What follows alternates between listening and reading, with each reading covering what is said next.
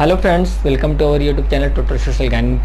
In previous classes, we have already learned about the chapter third, history nationalism in India, and we have learned about the Rowlatt Act, Rowlatt Satyagraha, Mahatma Gandhi's Satyagraha, Jallianwala Bagh incidents, Mahatma Gandhi's non-cooperation movement, Mahatma Gandhi's in Swaraj, and Mahatma Gandhi non-cooperation movement stands in the towns, and we have already learned about the non-cooperation movement stands in the countryside areas. In countryside areas, we have already learned about the areas of Awadh, Baba Ramchandar. तो हमने ये चीज़ें last previous period में पढ़े थे कि बाबा रामचंद्र और पंडित जवाहरलाल नेहरू ने कैसे मिलकर अवध किसान सभा बने। अवध किसान सभा बनाने के बाद महात्मा गांधी की इस नॉन कोऑपरेशन मूवमेंट को कैसे उन्होंने किस में चेंज कर दिया बाबा रामचंद्र ने, movements against taluqdars and landlords. तो हमने कल पढ़ा था कि जो नॉन कोऑपरेशन खिलाफत मूवमेंट थी, खिलाफत मूवमेंट के बारे में मैंने बात की थी। तो ये जो खिलाफत मूवमेंट थी, इस खिलाफत और मोमेंट और नॉन कोऑपरेशन मोमेंट को कैसे मर्ज किया गया, खिलाफत मोमेंट और नॉन कोऑपरेशन मोमेंट को मर्ज कैसे किया गया, तो ये हमने पढ़ लिया। और मर्ज करने के बाद हमने ये पढ़ा था कि बाद में इसका नाम क्या हुआ, नॉन कोऑपरेशन खिलाफत मोमेंट। कब ये नॉन कोऑपरेशन खिलाफत मोमेंट, ये दोनों कब मर्ज कर दी कि नॉन कोऑपरेशन खिलाफत मोमेंट, दिसंबर 1920 में। तो दिसंबर 1920 के बाद क्या होता है, जब ये मर्ज कर दी जाती है, जब ये लॉन्च कर दी जाती है, तो टाउन्स और कंट्री साइड यानी कि विलेजेस एरियाज दोनों में इसके डिफरेंट व्यूज होते हैं। फॉर एग्जांपल जो टाउन्स में इसका इफेक्ट होता है वो डिफरेंट होता है, और जो कंट्री साइड में या फिर कंट्री साइड कहिए या फिर आप कहिए विलेज एरियाज या फिर रिमोट एरियाज ऑफ इंडिया, दोनों सारी एक ही चीजें हैं। कंट्री साइड या फिर विलेज एरियाज होती हैं, उनमें इसका इफेक्ट डिफरेंट होता है। फॉर एग्जांपल टाउन एरियाज में ये लोग क्या करते हैं, टाउन एरियाज में फॉरेन क्लास का बाइकआउट किया जाता है, बाइकआउट कर दिया जाता है। बाइकआउट फॉर क्लॉथ्स, जो फॉरेन क्लॉथ्स आते हैं उसका बाइकआउट कर दिया जाता है। फॉरेन क्लॉथ्स का बाइकआउट करने के बाद क्या करते हैं ये लोग, क्या करते हैं टाउन्स के लोग जो नॉन कोऑपरेशन मूवमेंट को सपोर्ट कर रहे होते हैं, लिक्विड शॉप को पिकेटेड कर देते हैं, लिक्विड शॉप्स पिकेटेड। उसके बाद लिक्विड शॉप्स को जब पिकेटेड कर दिया जाता है, लिक्विड शॉप्स को जब पिकेटेड कर दिया जाता है, उसके अलावा जो स्टूडेंट्स होते हैं, स्टूडेंट्स, लॉयर्स, डॉक्टर्स, ये सारे लोग क्या करते हैं स्टूडेंट्स क्या करते हैं, अपने यूनिवर्सिटी कॉलेजेस को छोड़ देते हैं नॉन कोऑपरेशन मूवमेंट। क्योंकि आपको याद होगा महात्मा गांधी ने अपने 1909 के हिंद स्वराज में क्या कहा था कि if British are ruling in India only with the cooperation of Indians. If Indians refuses to cooperate the Britishers, then the complete India will be independent, will be free from Britishers within a year. उन्होंने ये कहा था कि एक साल के अंदर Britishers का क्या हो जाएगा, पूरे ब्रिटिशर्स का कंप्लीट एरिया कोलैप्स हो जाएगा, कंप्लीट रिजाइम कोलैप्स हो जाएगा अगर इंडियन सपोर्ट ना करे तो सपोर्ट ना करने का मतलब क्या था कि इन्होंने क्या किया, बाइकआउट फॉरेन क्लास का क्या, लिक्विड शॉप्स को पिकेटेड कर दिया, स्टूडेंट्स ने कॉलेज छोड़ दिया, लॉयर्स ने कोर्ट की प्रैक्टिसेस छोड़ दी, डॉक्टर्स ने अपने हॉस्पिटल छोड़ दिए। जितने भी मैक्सिमम जो लोग नॉन कोऑपरेशन मूवमेंट में पार्टिसिपेट कर रहे थे, जो लोग गवर्नमेंट ऑफिशियल्स थे या फिर गवर्नमेंट की जॉब से कर रहे थे, उन सारे लोगों ने अपनी जॉब छोड़ दी। लेकिन फाइनली टाउन एरियाज में ये पूरी मूवमेंट क्या हुई, ग्रेजुअली स्लो डाउन होती गई।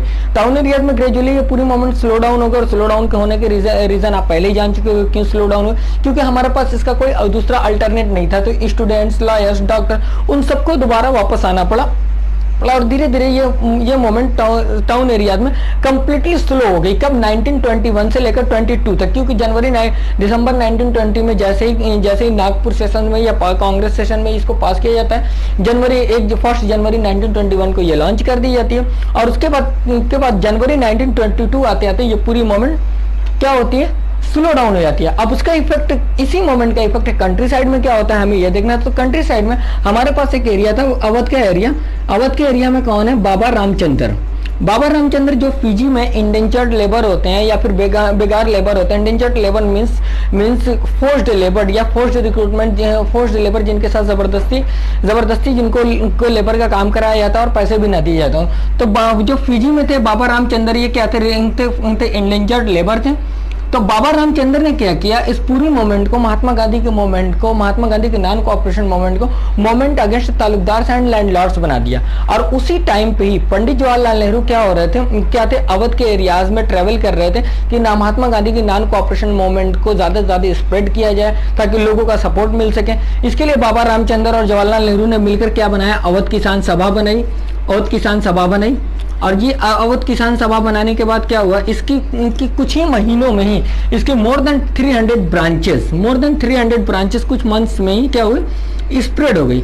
जब ये ब्रांचेस स्प्रेड हो गई तो उसके बाद बाबा रामचंद्र और बहुत सारे लोगों ने मिलकर इसको बनाया था। तो उसके बाद पंडित जवाहरलाल नेहरू तो उन एरिया से चले गए दूसरे एरियाज में कंपेन करने के लिए, लेकिन अवध के एरियाज में ये पूरी मूवमेंट क्या आ रही, this movements were turn into the movement against the Talukdar and landlords and it was the not a part of non-cooperation movement because it was not following this moment.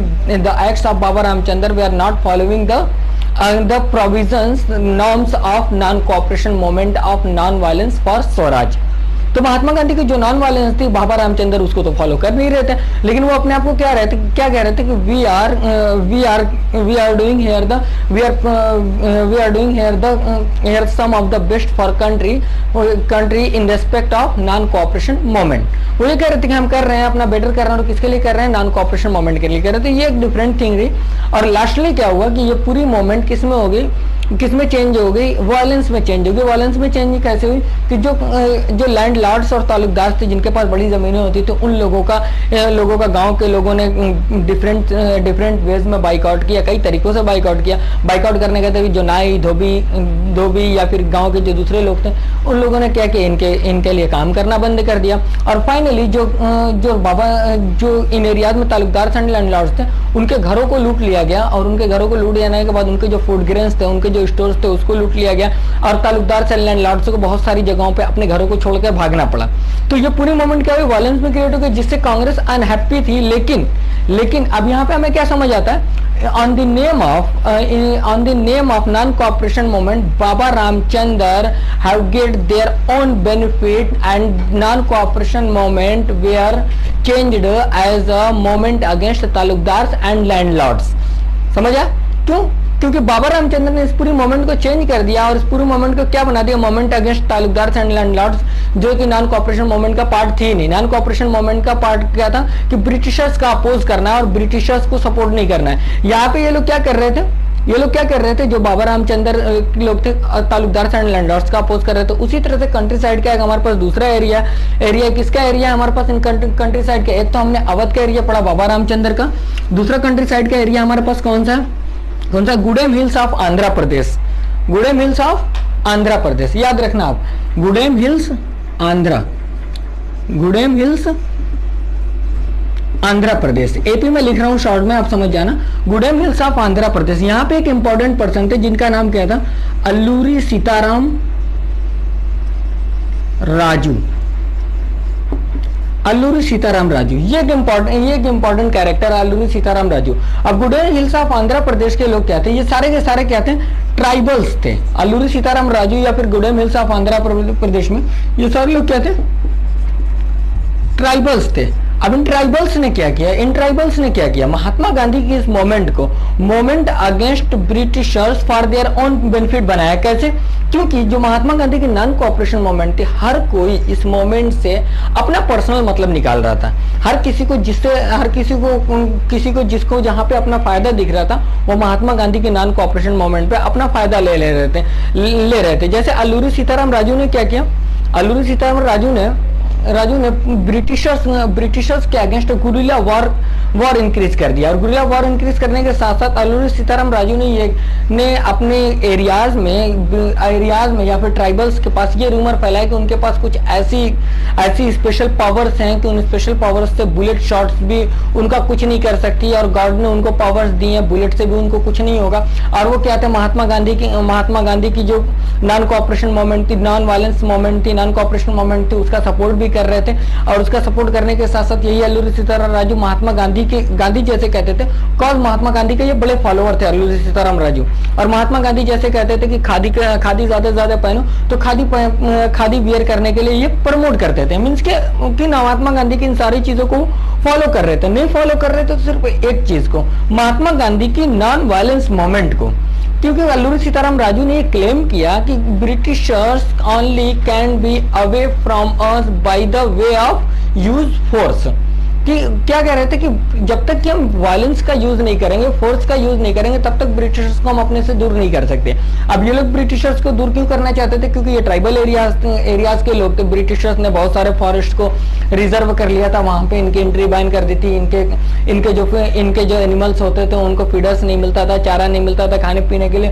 उसके बाद क्या होता था, इनको जिन ट्राइबल्स की लाइफ कंप्लीटली डिपेंड थी forest के ऊपर, उन ट्राइबल्स को अपनी बेसिक फैसिलिटीज नहीं मिल पा रही थी।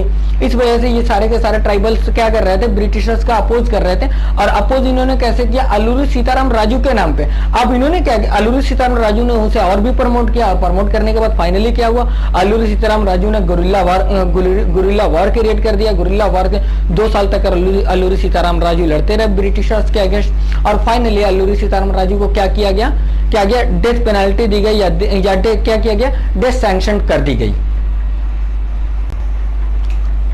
अब उस अल्लूरी सीताराम राजू के लोग या ट्राइबल्स पीपल इस गुरिल्ला वॉर में क्या करते हैं, गुरिल्ला वॉर में ये क्या करते हैं, इस गुरिल्ला वॉर में ये लोग डिफरेंट पुलिस स्टेशन पे अटैक करते हैं, पुलिस ऑफिशियल्स पे अटैक करते हैं, और फाइनली क्या करते हैं कि हम स्वराज अचीव कर लेंगे। यानी कि स्वराज अचीव करने के लिए गुरिल्ला वॉर के थ्रू पुलिस ऑफिशियल्स पे, ब्रिटिश ऑफिशियल्स पे, ब्रिटिश बिल्डिंग्स पे, गवर्नमेंट बिल्डिंग्स पे, वे इन सारी चीजों पे अटैक करते हैं। और अटैक करने के बाद 2 साल तक ये वॉर चलता है। और फाइनली 1924 में क्या होता है, 1924 में अल्लूरी सीताराम राजू को क्या किया जाता है, डेथ पेनल्टी दे दी जाती है, उन्हें एग्जीक्यूट कर लिया जाता है। तो ऐसे कंट्री साइड में 2 इफेक्ट्स हमने पढ़ा। आपके एग्जाम में क्वेश्चन आता है ऐसे कि what were the effects of non cooperation movement in the country side, और फिर दूसरा क्वेश्चन आता है कि what were the effects of non cooperation movement in the town areas. तो दोनों का इफेक्ट आता है, या फिर दोनों को एक साथ पूछ देगा what are the difference between the country side and town areas in the non cooperation movement. तो दोनों का डिफरेंस भी पूछ देता है। तो तीसरा आपके सामने क्या है, तीसरा आपके सामने एक और ऑप्शन कंट्री साइड का है।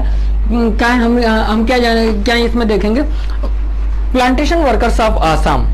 प्लांटेशन इसी कंट्री साइड के एरिया में ही प्लांटेशन वर्कर्स ऑफ आसाम के लोग क्या करते हैं कि क्योंकि ये लोग ऐसे होते हैं कि जो inland immigration act, plantation workers याद रख लेना आप,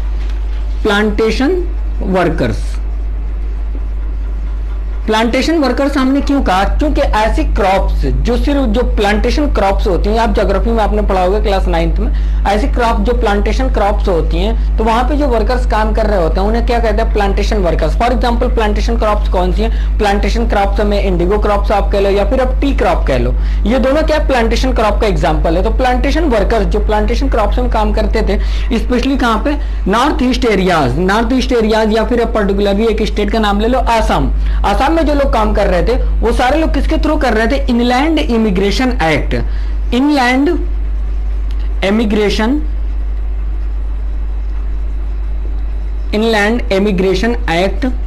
1859।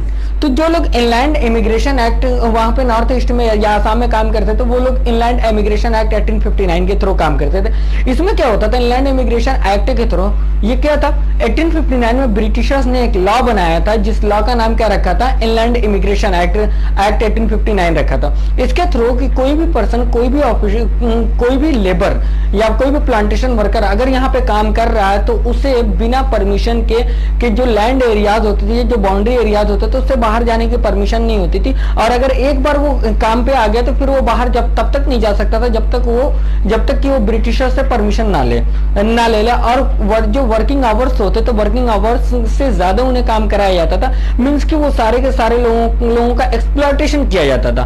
और ब्रिटिश वर्कर्स क्या करते थे, वर्कर्स मजबूरी में, क्योंकि उनके पास पैसे नहीं मिल पाते थे, खाने को नहीं होता था, गरीब होते थे, इस वजह से जब वो ज्वाइन करने जाते थे तो इस एक्ट के थ्रू काम करने के, इस एक्ट के जरिए काम करने को तैयार हो जाते थे। और ब्रिटिशर्स हर हाल में हर एक वर्कर्स को इसी एक्ट के थ्रू काम पर लगाते थे।